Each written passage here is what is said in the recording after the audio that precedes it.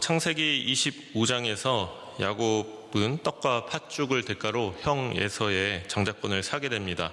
그리고 이어지는 27장에서 이삭이 죽음을 앞두고 장자의 축복을 주기 위해서 에서에게 사냥을 나가 나를 위해서 맛있는 음식 만들어 달라고 그렇게 부탁을 합니다.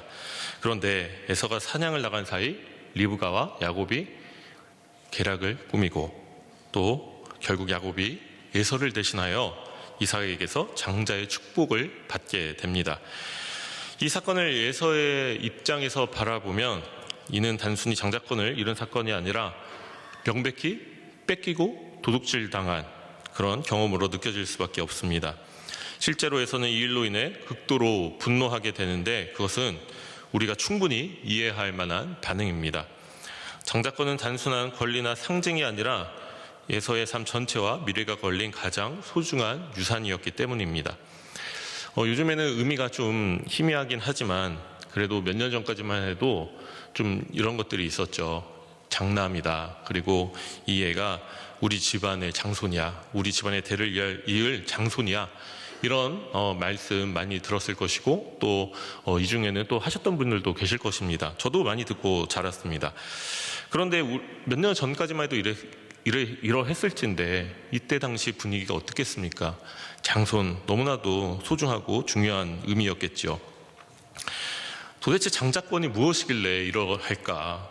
장자권이 무엇이길래 야곱은 이것을 자기 손으로 가져오려고 하고 에서는 이 빼앗긴 것을 두고 그렇게 분노할까? 장자는 아버지의 재산을 다른 형제들보다 2배로 상속받을 권리를 가지게 됩니다. 또한 아버지가 죽은 이후에는 가문의 책임자가 되고 리더가 되는 가족을 이끌어야 되는 그런 위치에 서게 됩니다. 가족뿐만 아니라 사회에서도 어느 정도 이제 위치를 가지고 그 가정 내에서 위치를 가지고 또 공동체 사회 속에서도 지위를 갖게 되는 그런 것을 의미합니다. 그러나 이 모든 것보다 더 중요한 것이 무엇인가? 장자권이라는 게 하나님의 축복과 언약을 계승하는 통로라는 것입니다. 아브라함에게 주어진 하나님의 언약이 아브라함에게서 이삭에게로 갔고 이제 다시 장자를 통해 다음 세대로 그렇게 이어지는 것이 당연한 흐름으로 여겨졌던 그 에서였습니다. 물론 에서도 잘못한 게 있습니다. 창세기 25장에서 에서는 자신의 장자권을 떡과 팥죽으로 야곱에게 팔았습니다. 그러나 당시의 문화와 상식에서 생각해보면 장자권은 결코 이렇게 사고팔고 할 수 있는 것이 아니었습니다. 에서 입장에서는 아마 이랬을 거예요. 그래, 내가 지금 너무나도 배가 고프니까 그래, 이 팥죽 내가 얻어 먹으면서 말로는 그래, 너한테 장자권 팔게, 그렇게 하자 정도였을 가능성이 큽니다. 다시 말해서 야곱, 네가 장자권을 산다고? 그래, 내가 판다고 해줄게. 그런데 네가 그렇게 해서 내 장자권이 너한테 넘어가겠니? 이런 마음이 지배적이었을 것이에요. 이 시대의 관점에서 장자권은 태어남으로 이미 정해진 것입니다. 그리고 인간의 말이나 일시적인 거래로 옮겨질 수 있는 그런 장자권이 아닙니다. 에서는 여전히 장자이고 축복은 당연히 자신에게 주어질 것이라고 스스로 그렇게 믿었고 굳게 믿고 있었습니다. 그렇기 때문에 27장에서 이삭이 야곱에게 이미 축복을 주었다는 사실, 너에게 더 이상 축복을 줄 게 없다라는 것을 들었을 때 에서는 단순한 실망을 넘어 극심한 절망을 느꼈고 분노까지 느끼게 되었습니다. 그러므로 에서의 눈에서 이것이 단순한 속임수가 아니라 자신이 당연히 받아야 할 인생의 축복을 강제로 빼앗긴 중대한 사건으로 보였을 것입니다. 이제 창세기 25장 34절은 이렇게 이야기합니다. 야곱이 떡과 팥죽을 에서에게 주매 에서가 먹으며 마시고 일어나 갔으니 에서가 장자의 명분을 가볍게 여김이었더라 라고 25장이 마무리가 됩니다. 이 한 구절에서는 에서와 야곱의 마음 상태를 분명하게 대비시켜 보여주고 있습니다. 하나님께서 주시는 축복인 장자권을 가볍게 여긴 에서의 마음과 그리고 그 축복을 간절히 사모하며 어떻게든 붙들고자 했던 야곱의 마음이 정면으로 충돌한 것이죠. 그 결과 결국 장자권은 야곱의 손에 들어가게 됩니다. 야곱에게 있어서 중요한 것은 그 시대의 전통이나 사회적 관습이 아니었습니다.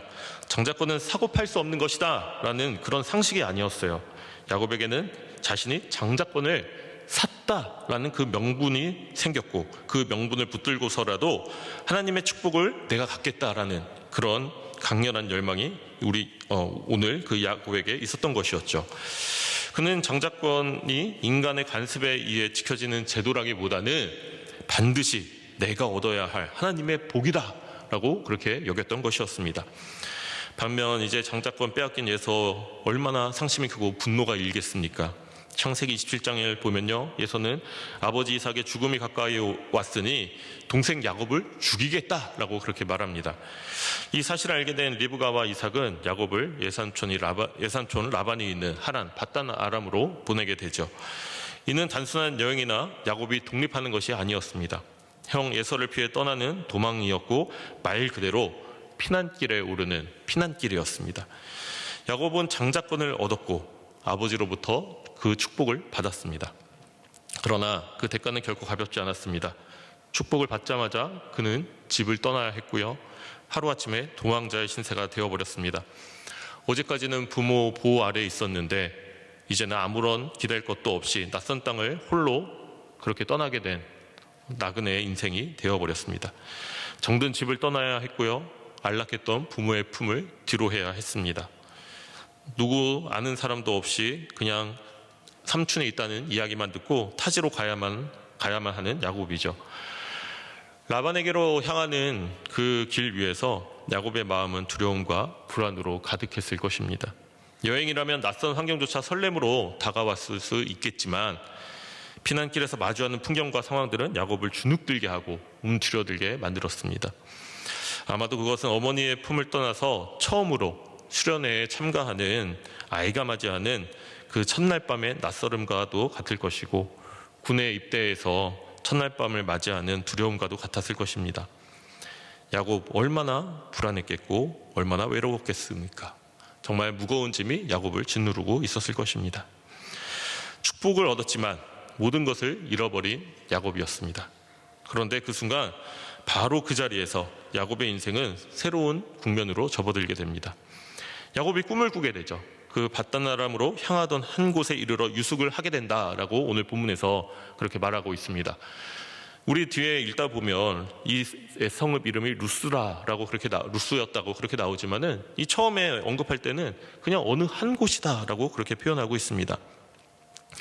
그 어느 한 곳에 이르러 유숙을 하는데, 그리고 돌을 베개 삼아서 자는데 꿈을 꾸게 됩니다. 사닥다리가 등장하고 하나님의 사자들이 그 사다리를 오르락내리락 하는 그 꿈을 꾸게 되죠. 그리고 여호와께서 그 사다리 위에 서서 야곱에게 말씀하십니다. 이 장면이 더욱 의미심장하죠. 하나님께서는 그동안 야곱의 삶을 지켜보시면서도 아무 말씀도 하지 않으셨기 때문입니다. 야곱이 에서에게서 팥죽으로 장자권을 살 때에도 너가 그렇게 내 축복을 사모하는구나 라고 그렇게 칭찬하지도 않으셨어요. 그리고 후에 이삭을 속여 장자의 축복을 받을 때에도 야곱아, 너 가족을 속이면서까지, 네 양심을 속이면서까지 이렇게 하고 싶으니? 라고 질책하지도 않으셨습니다. 하나님은 야곱의 인생사 가운데서 계속해서 침묵하셨어요. 마치 야곱의 선택과 계획을 그대로 두고 지켜보고 계신 듯, 혹은 그의 의지에 동조하시는 것처럼 보일 정도로 하나님은 아무런 반응을 하지 않으셨습니다. 그 사이 야곱은 자기 욕심과 자기 판단이 옳다고 여기며 살아왔습니다. 그런데 지금 형 에서를 피해 도망치다 한 곳에 멈춰선 바로 이 순간에 하나님께서 꿈속에서 나타나 바로 야곱에게 말씀하고 계시는 것이죠. 나는 여호와니 너의 조부 아브라함의 하나님이요 이삭의 하나님이라 라고 말씀하십니다. 이는 단순한 하나님의 그 자기소개가 아닙니다. 나는 내 할아버지의 하나님이고 내 아버지의 하나님이다 라고 하시는 말씀인 것이죠. 이 말씀은 곧 이제는 내가 너의 하나님이 되어주겠다라는 선언이신 것입니다. 아브라함의 하나님, 이삭의 하나님, 그 하나님이 이제는 야곱의 하나님이 되시겠다라는 약속이며, 앞으로 아브라함과 이삭과 야곱의 하나님으로 불리게 될 것을 미리 말씀하여 주시는 하나님의 약속인 것입니다. 형 에서의 낯을 피해 도망치는 길, 그리고 익숙한 모든 것으로부터 끊어져 외롭고 고독했던 야곱에게 하나님께서 먼저 찾아오셔서 말씀하여 주신 것입니다. 너는 혼자가 아니다. 내가 너와 함께 있다. 너를 인도할 내가 있다. 하나님께서는 그렇게 야곱을 위로하여 주셨습니다. 더 놀라운 것은 하나님께서 저 멀리 하늘 보좌 위에 앉아서 명령만 하시는 분이 아니시라는 것입니다. 내가 해주겠다라고 그렇게 말만 하신 것이 아니라는 거예요. 야곱을 만나기 위해 사다리 위로 내려오셔서 그의 얼굴을 마주하면서 말씀하고 계십니다. 영화 평론가는 완성된 영화를 보고 평가합니다. 길게 평론을 쓰기도 하고 때로는 그 별점 몇 개 이렇게 줄 때도 있고 또 그러면서 한 줄 평가로 마무리될 때가 있습니다. 그러나 그 한 편의 영화를 만들기 위해서는 얼마나 많은 노력과 공이 들어갑니까? 수많은 사람들, 수많은 자본이 투자가 되는 것이죠. 그 영화 만들기 위해서요, 짧게는 수주, 길게는 수개월, 몇 년 그렇게 현장에서 고생합니다. 감독도 있고 배우도 있고 셀 수 없는 스태프들의 그 숫자도 있죠. 그 많은 사람들의 노고는 몇 줄로 요약되어 버릴 수 없습니다. 그런데 이 영화평론가, 어쩔 수 없죠. 영화평론가 입장에서도 한 줄 요약, 한 줄 평점, 별점 이렇게 할 때도 있습니다. 그런 거 보면 감독 입장에서 좀 답답하고 억울할 수 있을 것 같아요.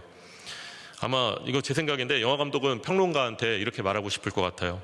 그렇게 영화를 잘 알면 당신들이 직접 만들어보지 왜 평론만 하고 있습니까? 라고 그렇게 말할 것 같아요. 그런데 또 반대로 평론가는 그 말 들으면 이렇게 대답할 것 같아요. 내가 영화를 잘 만들었으면 감독을 했지 평론하고 있겠느냐라고 그렇게 말할 수도 있을 것 같아요. 저 혼자만의 생각이지만 어쨌든 감독이든 평론가이든 자기의 직업이 있고 저마다의 사회적 역할들이 있죠. 그리고 자기의 기능들을 하고 있는 것입니다. 그리고 자기가 하는 일들에 관해서는 좋은 기능도 있고 사회적인 순기능도 있을 것이고 역기능도 있을 것이에요. 그런데 내가 믿는 하나님에게는 역기능이 없다는 거예요. 그리고 하나님은 한 가지 역할에만 국한되지 않으시고 또 평론가처럼 감독처럼 앉아서 지시만 하시는 분도 아니시라는 것입니다. 내가 울고 있는 자리에서, 내가 방황하는 그 자리에서 나와 함께 계시며 때로는 위로자 되어주시고 때로는 길잡이가 되어주시고 때로는 나의 보호자가 되어주십니다. 내가 예상하지 못한 방식과 능력으로 나의 삶을 이끌어 가시는 분이 바로 나의 하나님이십니다. 혹시 지금 야곱처럼 어둡고 낯선 그 자리에 서 계십니까? 익숙한 곳을 떠나 도망치듯 떠나와서 나를 바라봐 주는 이 하나 없는 곳에 서 계십니까? 하나님은 저 멀리 계신 분이 아니라 바로 당신 곁에 계시는 나의 하나님이십니다. 고요한 가운데 하나님을 바라보고 기도하시기를 바랍니다. 간구하며 구하는 자에게 찾아오시는 하나님이심을 간절히 믿기를 바랍니다. 창세기 28장 13절 하반절부터 15절까지 하나님께서는 이렇게 말씀하십니다. 우리 자막을 보고 함께 이 말씀을 읽었으면 좋겠습니다. 내가 누워있는 땅을 내가 너와 내 자손에게 주리니 내 자손이 땅의 티끌같이 되어 내가 서쪽과 동쪽과 북쪽과 남쪽으로 퍼져나갈지며 땅의 모든 족속이 너와 내 자손으로 말미암아 복을 받으리라. 내가 너와 함께 있어 내가 어디로 가든지 너를 지키며 너를 이끌어 이 땅으로 돌아오게 할지라. 내가 내게 허락한 것을 다 이루기까지 너를 떠나지 아니하리라. 신지라. 아멘. 이 말씀이 특별히 감사한 이유는 야곱이 누워있던 자리가 어디였는지를 생각하게 하기 때문입니다. 본문 초반에 야곱이 한 곳에 이르러 해가 졌고 거기서 유숙하였다라고 말씀하고 있습니다. 어느 한 곳, 그곳은 두려움과 불안, 씁쓸함으로 가득 찬 그 땅입니다. 그런데 그렇게 야곱이 누워있던 그 땅이 지금 하나님께서는 그 땅이 복이 되었다, 복이 될 것이다 라고 말씀하고 계신다는 것입니다. 하나님은 바로 그 자리에서 야곱, 내가 누워있는 그 땅을 내가 복의 땅으로 만들겠다라고 그렇게 선언하고 계신 것입니다. 오늘 이 말씀이 여러분에게 주시는 말씀으로 들리기를 원합니다. 눈물로 드리는 기도의 자리, 병든 이를 끌어안고 있는 자리, 반복되는 일상 속에서 몸이 건조하게 흘러가는 시간, 내 마음대로 할 수 없는 자녀를 바라보며 느끼는 안타까움의 자리, 그 모든 자리, 여러분이 있는 모든 자리가 하나님이 내리시는 복의 자리, 하나님이 주시는 기쁨의 자리로 변화되기를 간절히 소망합니다. 얼마 전 인터넷 커뮤니티에서 한 두 청년, 세르파라고 하더라고요. 세르파 청년들이 이렇게 이야기하는 것을 캡처한 그 글을 보게 되었습니다. 우리가 잘 아는 대로 이 세르파는 히말라야 등정팀을 돕는 가이드죠. 세르파 용어를 인터넷으로 찾아보니 이렇게 설명하고 있어요. 세르파는 네팔에서 히말라야 산맥을 등반하는 사람들을 가이드하는 현지인 또는 네팔의 특정 민족을 부르는 이름으로 성시로도 사용된다. 히말라야산, 우리가 잘 아는 대로 어마어마한 산들이 있습니다. 그 산들을 이제 등정팀이 오를 때에 이 세르파라는 이 가이드들이 이제 짐도 날라주고 또 길도 안내하는 그런 역할을 한다고 합니다. 이 사람들이 없었으면 산에 관련된 사람들이 하는 말이 이렇대요. 이 사람들이 없었으면 에베레스트 등정은 한참 늦춰졌을 것이다 라고 이야기할 정도라고 합니다. 그래서 이어서 이제 영상 캡처본을 이렇게 보는데, 이 세르파 청년 2명이 이제 초청을 받아서 대한민국의 그 어느 한 프로그램에 등장하게 된 거예요. 그래서 어서와 한국은 처음이지? 뭐 이런 프로그램 같아요. 그래서 이제 한국 오기 전에 이제 이 대한민국에 관련된 산들을 이렇게 찾아보고 있더라고요. 그런데 우리 제일 높은 산이 이제 한라산 아닙니까? 예, 그래서 한라산에서 해발 고도 1900m대, 그러니까 2000m가 좀 안 되더라고요. 그 2000m가 좀 안 된다는 정보를 듣고는 순수하게 놀라더라고요. 이 정도밖에 안 되냐 이러면서 마치 자기 동네 뒷동산은 2860m 산인데 그것도 달려서 올라간다 이러는 내용이 이렇게 있더라고요. 그래서 정말 대단한 사람들이다. 이 심장과 심폐력이 어마어마한 사람들이구나. 체력도 어마어마하겠구나. 이런 생각을 했습니다. 험하고 높은 산이라도요, 이런 든든한 안내자가 있으면요, 우리는 이 안내자 따라서 산 올라갈 수 있습니다. 안내자는요, 길을 알고 있고 또 안전한 길도 알고 있습니다. 우리는 그저 안내자를 따라가면 됩니다. 우리 인생길도 마찬가지입니다. 하루하루 처음 가는 길입니다. 내일을 살아본 사람이 아무도 없기 때문이죠. 그러나 나의 하나님은 누구도 가보지 않는 그 길을 이미 알고 계시며 오늘도 나를 인도하시는 하나님이 되어주십니다. 본문 21절과 22절에서 야곱은 이러한 하나님께 서원합니다. 우리 말씀 자막을 보면서 함께 통독하도록 하겠습니다. 내가 평안히 아버지 집으로 돌아오게 하시오면 여호와께서 나의 하나님이 되실 것이요 내가 기둥으로 세운 이 돌이 하나님의 집이 될 것이요 하나님께서 내게 주신 모든 것에서 10분의 1을 내가 반드시 하나님께 드리겠나이다 하였더라. 아멘. 야곱의 이 말을 두고 우리는 이렇게 생각할 수 있을 것 같아요. 하나님께서 은혜 주신다는데 야곱 여전히 정신 못 차리고 하나님께 조건 걸고 그렇게 하고 앉아있구나 라고 생각할 수도 있겠어요. 그러나 이것은 야곱의 불성실이 아니라 하나님을 향한 신뢰의 고백으로 바라봐야 합니다. 야곱은 먼저 하나님께 이렇게 고백합니다. 여호와께서 나의 하나님이 되실 것이다 라고 그렇게 고백하죠. 하나님을 자신의 하나님으로 받아들인다는 자기 자신의 고백인 것입니다. 그리고 이어서 야곱은 자신이 누웠던 그 자리에 돌을 세우고 하나님의 집이라 부르며 삶 전체를 하나님께 드리겠다는 고백으로 11조를 드리겠노라 그렇게 서원합니다. 야곱은 여전히 부족했습니다. 그리고 여전히 누구 하나 없는 그 광야 길에 서 있습니다. 하지만 야곱은 자신의 인생을 들여서 하나님을 신뢰하는 믿음으로 나아가기를 발버둥쳤던 사람입니다.